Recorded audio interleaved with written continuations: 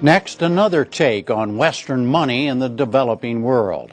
International corruption has been the focus of a 9-month investigation by our PBS colleagues at Frontline. Correspondent Lowell Bergman has this special report produced for the NewsHour on the damage done by large-scale bribery in Nigeria.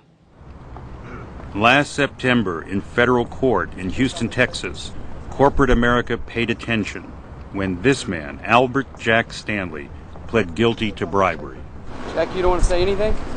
Stanley, the former CEO of KBR, then a subsidiary of the Halliburton Corporation, agreed to a record 7-year prison sentence for masterminding the payment of $180 million in bribes in Nigeria. Mr. Stanley's been cooperating and cooperated today. As a result, earlier this year, KBR and the Halliburton Corporation agreed to pay more than $500 million in fines, the largest fine ever for international bribery by a U.S. company.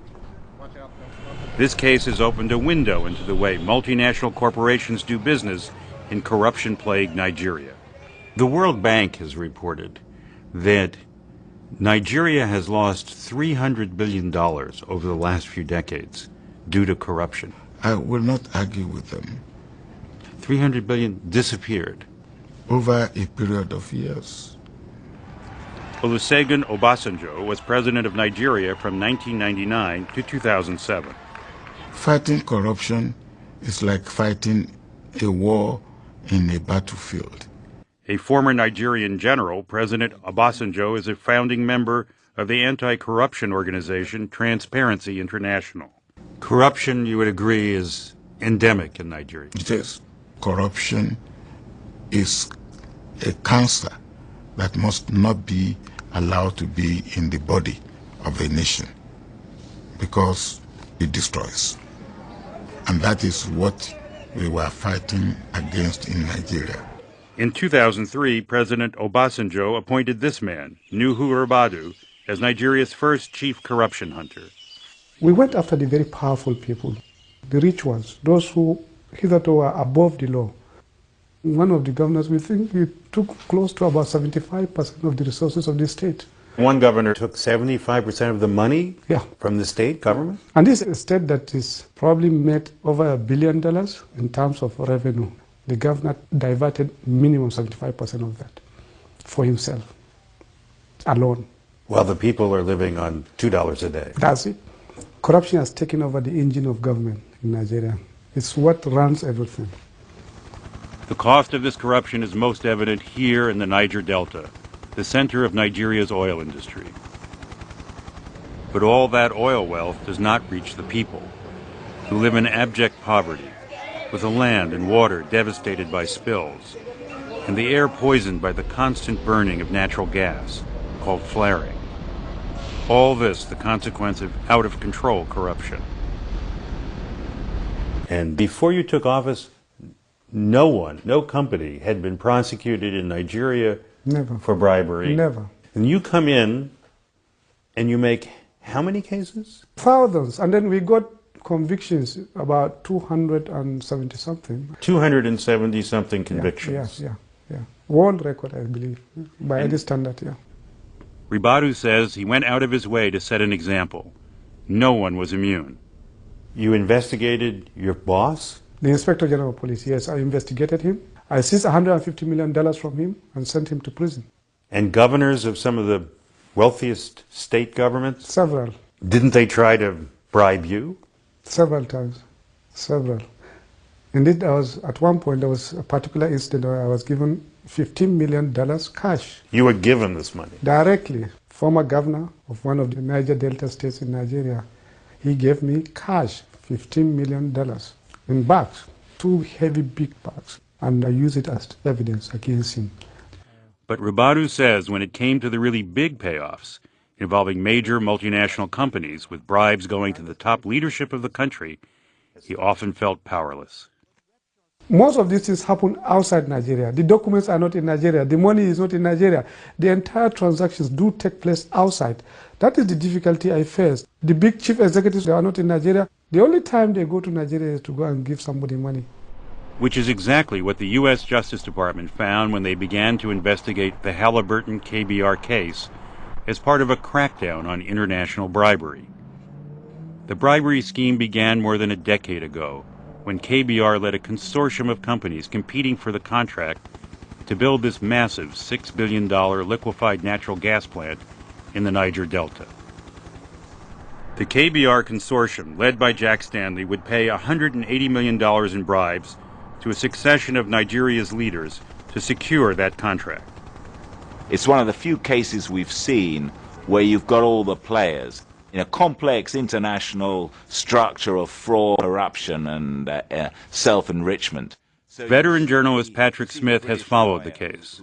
You see the sorts of things that corporate executives from the U.S. discussed. How much should I bribe a head of state? How much should I bribe the chief of the army? So you see the whole system laid bare. The U.S. case reveals that in the mid-1990s, the first bribes went to Nigeria's brutal strongman, Sani Abacha, who set a new standard for corruption. His period was one of the darkest moments in the history of our country. We estimate that he took close to about $6 billion. $6 billion. Alone, single-handedly. The bribes fueled Abacha's excessive lifestyle, and his unusual death would become a metaphor for greed.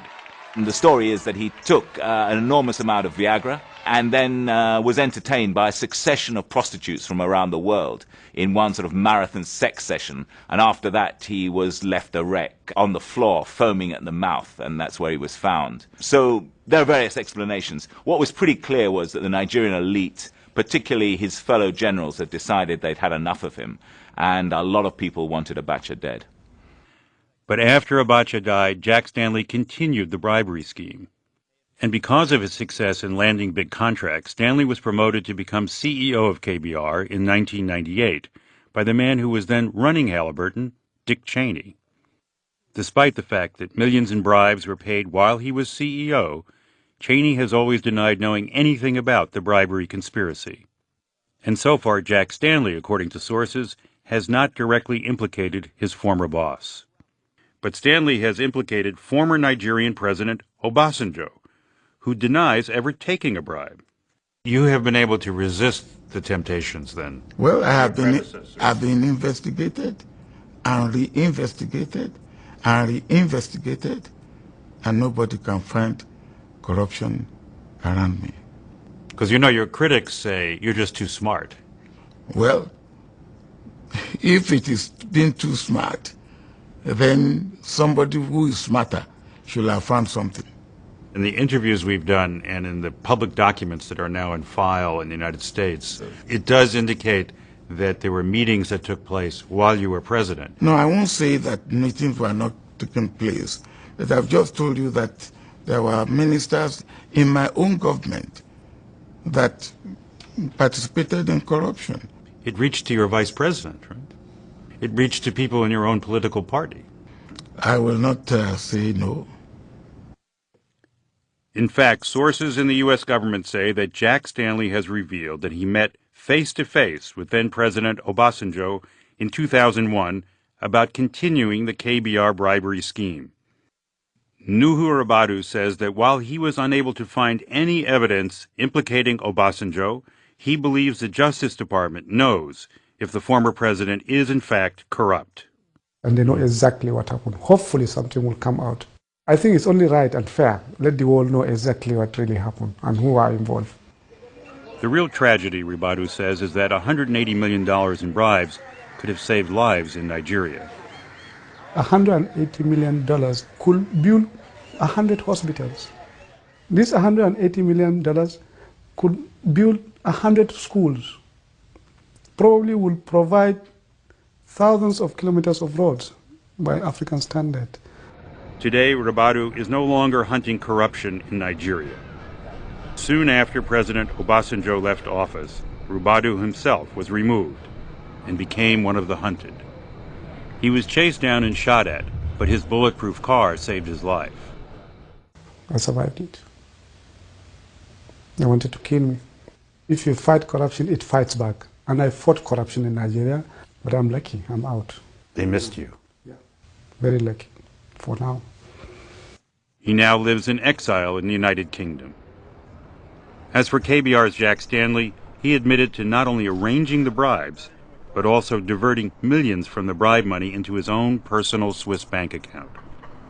Stanley's testimony in this case has already resulted in additional indictments, and more are expected.